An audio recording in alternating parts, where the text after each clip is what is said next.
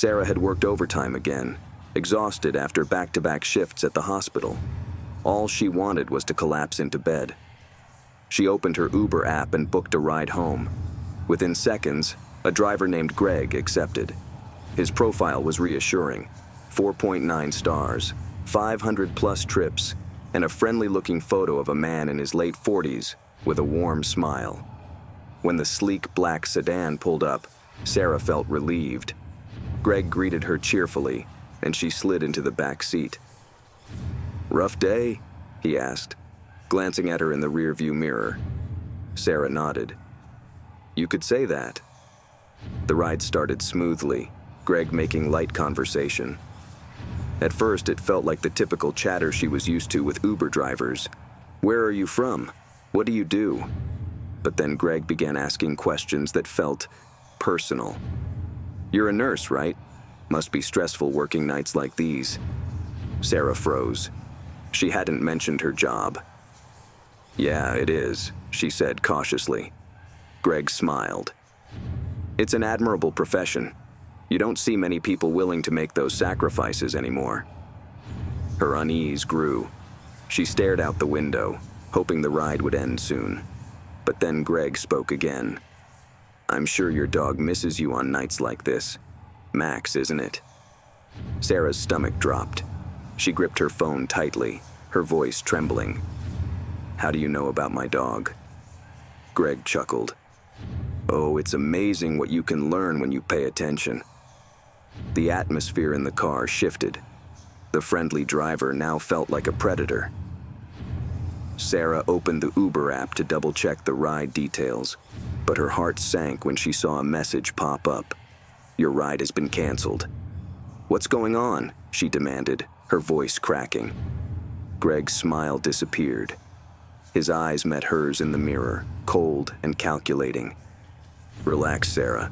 We're just taking a little detour." The car veered off the main road onto a dirt path lined with dense trees. Sarah's breath quickened as she frantically tried to call 911, but her phone displayed no signal. "You really should be more careful about what you share online," Greg said casually, his tone chillingly calm. "Social media makes it too easy."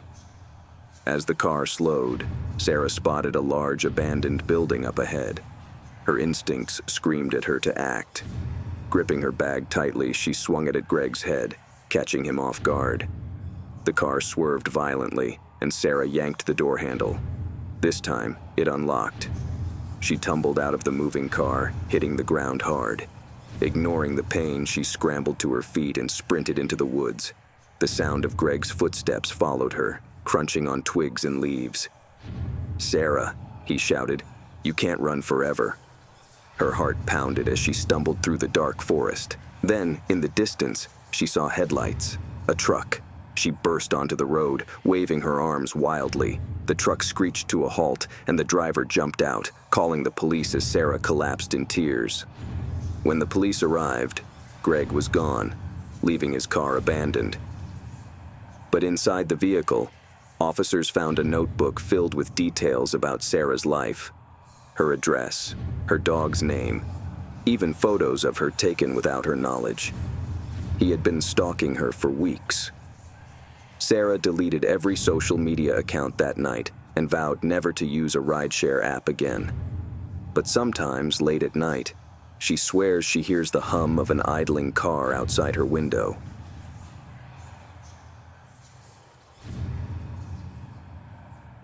Jake had been driving for Uber for nearly 2 years, working the late-night shifts for the extra cash. He liked the quiet streets and the occasional chat with passengers heading home from bars or nightclubs. But tonight felt different. The rain had been relentless, turning the roads into rivers of glistening black. Around 1 a.m., he received a ride request from the hospital. The passenger's name was simply listed as John. When Jake pulled up to the pickup spot, a tall man in a long black coat stepped out of the shadows. The man didn't say a word as he got into the back seat. He didn't carry luggage, didn't check his phone. He just sat there, staring out the window. "Where to?" Jake asked, glancing at him in the rearview mirror. The man handed Jake a folded piece of paper. On it was an address written in elegant cursive. Jake frowned. The location was far out of town, near an area known for abandoned factories and old warehouses. But a ride was a ride, so he set off. The man remained silent the entire drive. No small talk, no reaction to Jake's attempts to break the awkward tension. Occasionally, Jake caught glimpses of him in the mirror, sitting unnaturally still, his face expressionless. As they left the city behind, the streetlights grew sparse, and the roads became darker. The rain intensified, pounding against the windshield. Jake's unease grew with every mile. The address was getting closer, but the area was desolate. Finally, they arrived at a crumbling warehouse. The building was shrouded in darkness, its windows shattered, and its entrance overgrown with weeds. Jake turned around to let the man know they had arrived, but the back seat was empty. Jake's heart stopped. He hadn't heard the door open, hadn't felt the car shift. He quickly checked the seatbelt. It was still fastened. It was as if no one had ever been there. Panicked, Jake stepped out of the car, calling into the darkness. The rain soaked him instantly, but there was no sign of the passenger. He ran back to the car and grabbed the paper the man had given him, hoping it might explain something. But the note had changed. Instead of the address, it now read, "Thanks for the ride. You won't forget me." Jake sped away, his hands trembling on the wheel. When he checked his Uber app, the ride wasn't listed in his history. There was no record of John or the trip. For weeks after, Jake couldn't sleep, haunted by the silent passenger who had vanished into the night.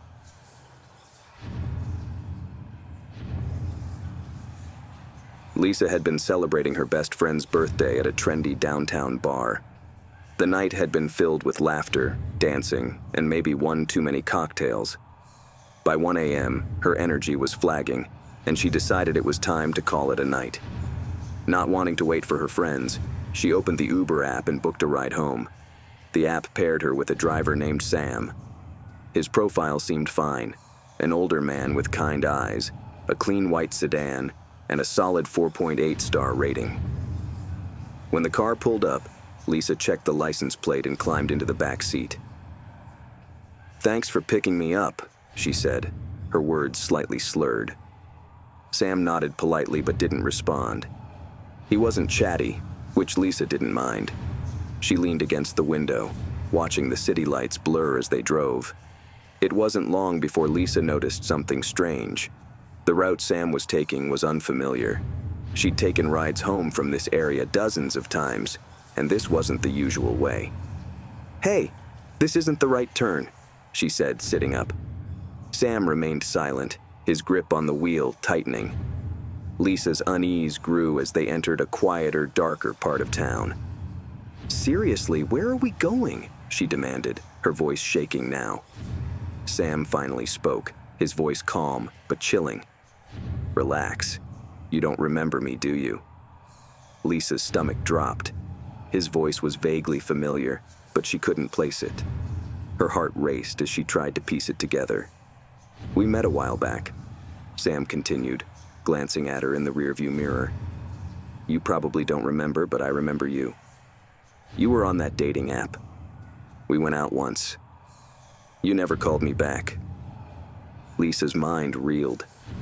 She had ghosted a guy named Sam months ago, but she thought nothing of it. She vaguely remembered the date, a forgettable dinner where he'd talked too much about his collection of vintage knives. She never imagined it would come back to haunt her. She fumbled for her phone, but the app wouldn't load. The signal was gone. Panic set in as she realized she had no way to call for help. "You know," Sam said, his tone conversational, "I didn't appreciate being ignored like that. You should have given me a chance." Lisa's survival instincts kicked in. She pretended to drop her phone, leaning down to pick it up. As she did, she quietly unlocked the car door. Gathering every ounce of courage, she yanked the handle and threw herself out of the moving vehicle. The impact knocked the wind out of her, but she scrambled to her feet and ran to the nearest lit building. a 24-hour convenience store. She burst inside, screaming for help. The clerk called the police, and Lisa collapsed behind the counter, shaking uncontrollably. When the authorities arrived, they found Sam still driving in circles, searching for her. He was arrested on the spot. The police later discovered he had been using fake credentials to pose as an Uber driver. A search of his home revealed disturbing evidence, journals filled with notes about Lisa and other women he'd been tracking. Lisa moved out of town shortly after. She deleted every dating and rideshare app from her phone, but even years later, the sight of a white sedan still sends her heart racing.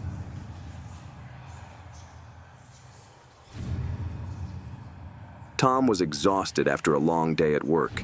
His usual subway line was down for maintenance, so he decided to call an Uber. The app paired him with a driver named Eddie, who drove a gray sedan. The car arrived quickly, and Tom climbed in without checking the plates, a habit he usually never skipped. "Eddie?" he asked as he settled into the back seat. The driver nodded without looking at him and pulled away from the curb.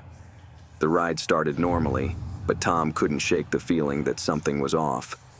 The car smelled faintly of bleach, and the driver's silence was unnerving.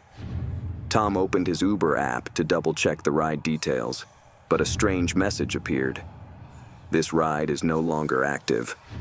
His stomach churned.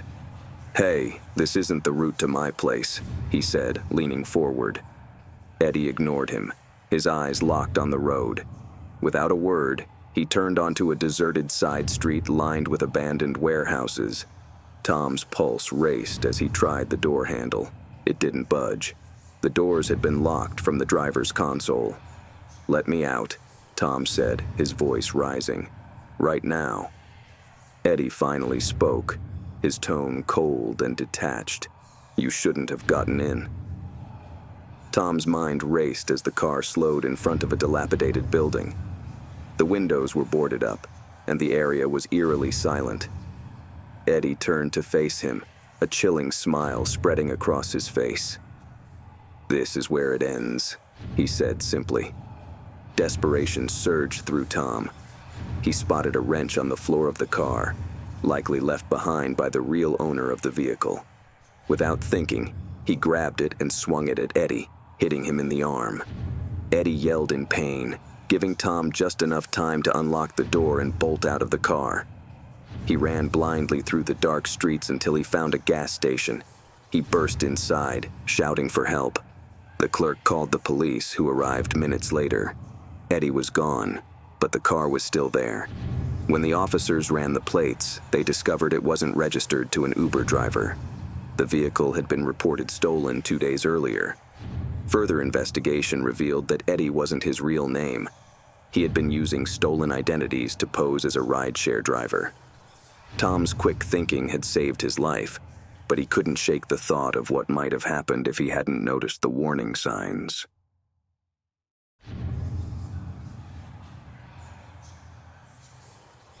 Emma's shift at the diner had been brutal. The lunch rush had bled into dinner, and she'd spent the last 3 hours cleaning up after a group of rowdy teens who left a mountain of ketchup packets on the floor. Exhausted, she barely had the energy to think as she clocked out at midnight.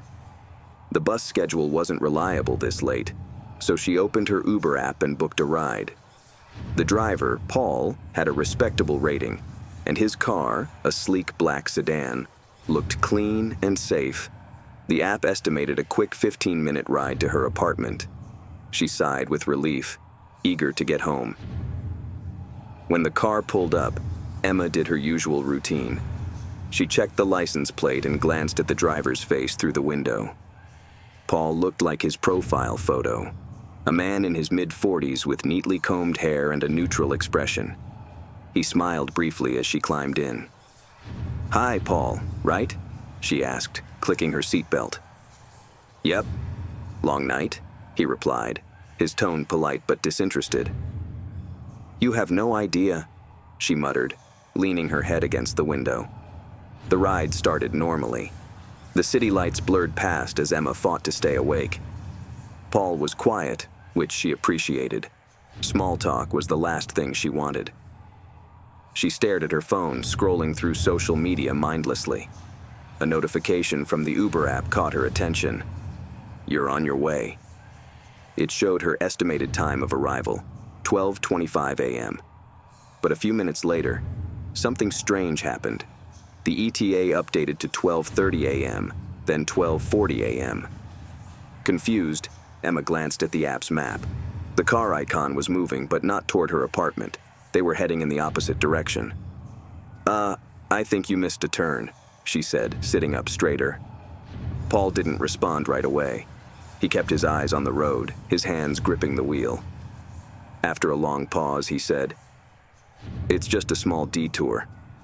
There's construction on the main route." Emma frowned.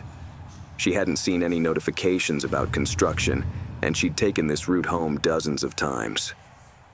Her gut told her something wasn't right. She opened her Maps app to check the route herself, but her phone suddenly froze. The spinning wheel of death stared back at her, refusing to load.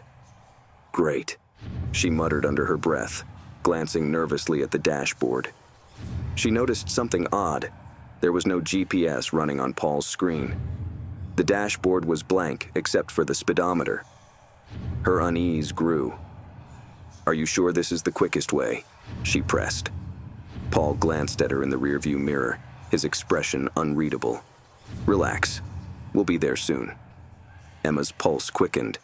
The road had grown darker, the streetlights fewer and farther between. She didn't recognize the area at all. The app's map had refreshed briefly, but it showed them heading toward the outskirts of the city. Her estimated arrival time had disappeared entirely, replaced with "route in progress." She tried to keep her voice steady. "I think I'm going to get out here. Can you pull over?"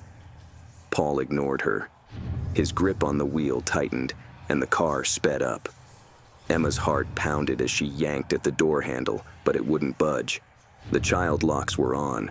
"Let me out!" she yelled, her voice cracking with fear. Paul didn't even flinch. "You should really calm down," he said flatly. "We're almost there." Almost where? Emma's mind raced. The road narrowed, leading into what looked like a wooded area. There were no other cars, no houses, no signs of civilization. She fumbled with her phone, desperately trying to call 911, but the signal had vanished. The car slowed as they approached a clearing. Up ahead was an old, decrepit house. The windows were boarded up, and the paint peeled like dead skin. A single light flickered above the door, casting eerie shadows across the overgrown yard. Paul put the car in park and turned to face her. His calm demeanor was gone, replaced by something darker, more menacing. "This is where the ride ends," he said, his voice low. Emma's chest tightened as adrenaline surged through her veins. She scanned the car, searching for anything she could use as a weapon. Her eyes landed on a metal water bottle rolling around on the floor. Without hesitation, she grabbed it and swung it at Paul's head.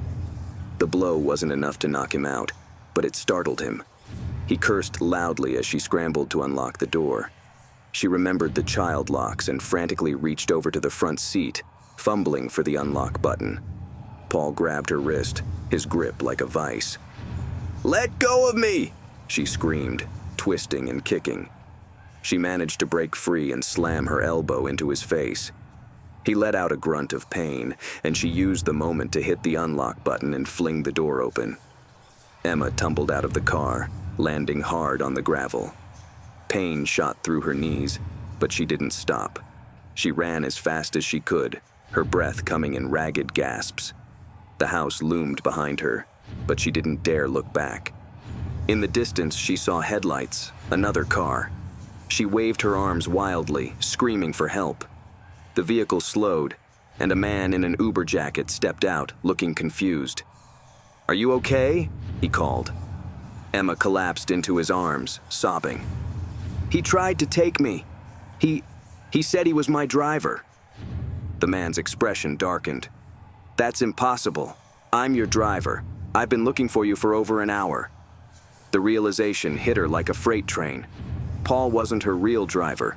He had stolen the ride request, using a hacked account to pose as an Uber. The second driver called the police, who arrived minutes later. Paul was nowhere to be found. His car was abandoned in the clearing, and the house he had driven her to was empty. Inside, officers found a single chair bolted to the floor and lengths of rope nearby. It was clear Emma had narrowly escaped something horrific. Shaking, Emma thanked her real driver and made her way home with the police escorting her. She deleted every rideshare app that night, vowing never to trust them again. But weeks later, she received a notification on her phone. Paul has completed your ride. Rate your experience.